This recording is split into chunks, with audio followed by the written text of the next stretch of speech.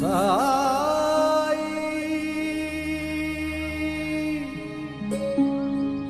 சாய்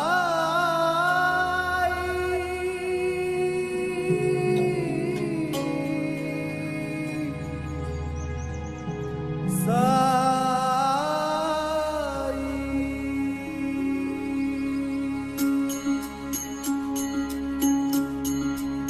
ஓம் சாய்ராம். அனைத்து சாய் பக்தர்களுக்கும் வணக்கம். சாய்ராம், சாய் சீனு. சாய்ராம், இன்றைய தினம் இந்த வீடியோ பதிவில் நம்ம முழுக்க ஷிரடியில் தோரகமாயில் வாழும் பரபிரம்மமா சகுன பிரம்மமா சாய்நாதரை பற்றி முழுமையாக நம்ம பேச போகிறோம்.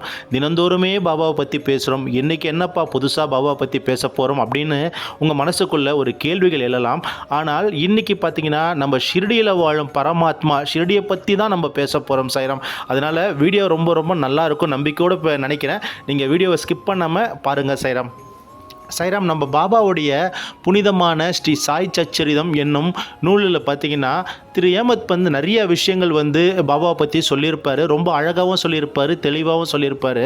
அந்த அத்தியாயத்தை நீங்கள் படிக்க பாபாவை உள்வாங்க தேடல் ஆரம்பிக்கும். பாபா எப்படி இருப்பார், பாபாவுடைய தோரகமாய் எப்படி இருக்கும், பாபாவுடைய சாவடி எப்படி இருக்கும், பாபா ஷிரடியில் எப்படி வசிச்சிருப்பார் சொல்லிட்டு அந்த காலகட்டத்திலே இருந்து இந்த காலகட்டம் வரையும் உண்மையாக பாபாவை, அதாவது சாஷ்டாங்கமாக இதயபூர்ணமாக சரணாகதி அடைஞ்ச பக்தர்களுக்கு பாபாவை பற்றி 100% அவருடைய நீலைகள் என்ன, அவருடைய அற்புதங்கள் என்ன, அவர் பக்தருக்காக எப்படி இறங்கி ஆசீர்வாதம் பண்ணுவார்னு 100% உணர முடியும். அப்படிப்பட்ட சகுன பிரம்மமாய் சாய்நாதரை திருவடியை வணங்கி நம்ம இந்த பதிவுக்குள்ளே போயிடலாம் சாய்ராம். சாய்ராம், ஸ்ரீ சாய் சச்சரிதத்தில் ஒரு அத்தியாயத்தில் ஒரு வார்த்தை வரும். யாருக்காக எத்தனை தூரம் புறப்பட்டு ஷிரடிக்கு சாய்நாதர் வந்தாரோ அந்த பக்தர்கள் எல்லாமே ஆசீர்வதிக்க பக்தர்கள் அப்படின்னு சொல்லிட்டு அழகாக சச்சரிதத்தில் நம்மளுக்கு சொல்லியிருப்பாங்க. அதே போல் பாபா ஷிரடிக்கு வரத்துக்கு முன்னாடி பார்த்திங்கன்னா இந்து முஸ்லீம் என்ற இரு மதத்துக்கும் நிறைய பிரச்சனைகள் ஏற்பட்டது. இந்த பிரச்சனையால் ஒரு பெரிய பள்ளம் விரிசல் ஏற்பட்டது. இந்த விரிசலை இணைக்க, பாதார பள்ளத்தை இணைக்க ஒரு பெரிய பாலமாக நம்ம சாய் ஷிரடிக்கு விஜயம் செஞ்சார். பாபா ஷிரடிக்கு விஜயம் செஞ்ச பிறகு பாபாவுடைய இரண்டாவது விஜயம் பார்த்தீங்கன்னா கண்டோபா மந்திருக்கு தான் பாபா வருவார். இது எல்லா சாய் பக்தர்களும் தெரியும். அதே போல் பாபா ஷிரடியில் அனுமன் மந்திரில் தங்கினார். அங்கே தேவிதாஸ், ஜானகிதாஸ், கங்காகீர் இது போல் எண்ணற்ற ஆன்மீக முனிவர்கள் எல்லாமே அங்கே தங்கியிருந்தாங்க.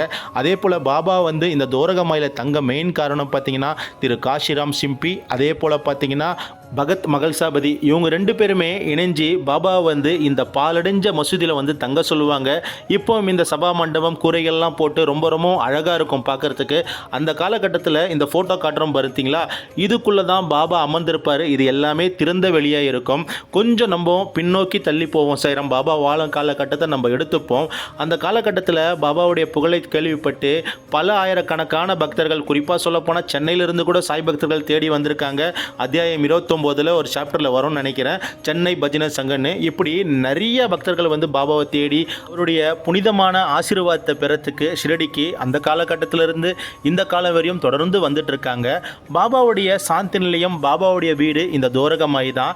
இந்த தோரகமாய்க்கு நம்பிக்கையோடு வர ஒவ்வொரு பக்தர்கள் இதயத்தையும் நம்ம சாய்நாதர் வாழ்கிறாரு. நம்ம பாபா தோரகமாய் தாயை பற்றி அழகாக வர்ணிக்கிறாரு. இதில் ஆட்சி செய்யும் அம்பிகை ரொம்ப புனிதமானவள். இவள் எளிய பக்தருடைய தாயாவாள் அப்படின்னு பாபா சொல்றாரு. அந்த அம்பிகை மடியில் ஒரு முறை அந்த பக்தன் இளைப்பாறனா, அதாவது மடியில் சாஞ்சாங்கன்னா அவனுடைய கவலைகள், கஷ்டங்கள் எல்லாமே தீர்ந்து போடும் என்று பாபா தெளிவாக சொல்றாரு. அந்த தாய் பக்தர்கள் அழுந்தா அந்த தாயும் கூட சேர்ந்து அழுகிறாங்க அப்படின்றாரு. அப்படிப்பட்ட நம்ம பாபா வாழ்ற இந்த புனிதமான மஸ்ஜித், இந்த பள்ளிவாசல் ரொம்ப சர்வ சக்தி படைச்சது. இந்த தோரகா மாயி எல்லாவித சகல அம்சமும் பொருந்திய ஒரு பரமாத்மா வாழக்கூடிய ஒரு இல்லம் தான் இந்த மசூதி, இந்த தோரகமாயி. சாய்ராம், இப்படிப்பட்ட தோரகமாயோடைய புகழை கேள்விப்பட்டு நம்ம சாய்நாதருடைய வீடை தேடி பல ஆயிரக்கணக்கான பக்தர்கள் அந்த காலகட்டத்திலிருந்து மும்பை, தானே, சூரத் இது போல் எல்லா இடத்துலேருந்து தேடி பாபாவுடைய தோரகாவுக்கு வந்திருக்காங்க. பாபாவுடைய திருவடியை தொட்டு பாபாவுடைய வரநலும் கரத்தால் அவங்கள ஆசீர்வாதம் பண்ண பிறகு உதி என்னும் திருநீற்ற பக்தர்கள் நெத்தியில் பாபா வச்ச பிறகு அவங்களுடைய உடல் சார்ந்த நோய்களும் மன சார்ந்த நோய்களும் எல்லாமே விட்டு விலகி இருக்கு. அப்படிப்பட்ட பரம்பொருள் சாய்நாதர் வாழ்ந்து கொண்டிருக்கும் இந்த புண்ணிய பூமியா ஷிரடியை என்றைக்குமே நேசிப்போம். இறைவன் சாய்நாதருடைய அருளையும் ஆசீர்வாதத்தையும் நம் அனைவரும் பெறுவோம் சாய்ராம். ஏன்னா பாபா என்ற ஒரு பரம்பொருள் அப்படின்னு ஒரு பெரிய ஒரு பரம்பொருள் இல்லைன்னு அப்படின்னு சொன்னால் இன்றைக்கி உலகமே இல்லை. நிறைய பக்தர்கள் பாபாவுடைய தேடி அவரை உள்வாங்கி அவரை ஒரு தந்தையா தாயா எல்லா விதத்திலும் அவரை குடும்பத்தில் ஒரு உறுப்பினராக சொல்லிட்டு உள்வாங்கி அவரை தினந்தோறும் வணங்குறாங்க. அப்படிப்பட்ட சாய்நாதரை புகழ் தொடர்ந்து நம்ம சொல்லணும். அவருடைய நீலைகளை புரிஞ்சிக்கணும். உண்மையான பக்தியும் நேர்மையான பக்தியும் அவருக்கு கொடுக்கணும். குருவே பிரதான தெய்வம், அவருடைய திருவடியை வணங்கி நம்ம இந்த பதிவை இன்னைக்கு கொடுக்குறோம். நம் எல்லோருக்கும் இறைவன் ஒருவரே எஜமானர் ஷிரடி சாய்பாபா. ஸ்ரீ சாயை பணிக அனைவருக்கும் சாந்தி நிலவட்டும். சச்சிதானந்த சத்குரு சாய்நாத் மகராஜ் கி ஜெய். சச்சிதானந்த சத்குரு சாய்நாத் மகராஜ் கி ஜெய். சச்சிதானந்த சத்குரு சாய்நாத் மகராஜ் கி ஜெய். அல்லாஹ் மலிக்.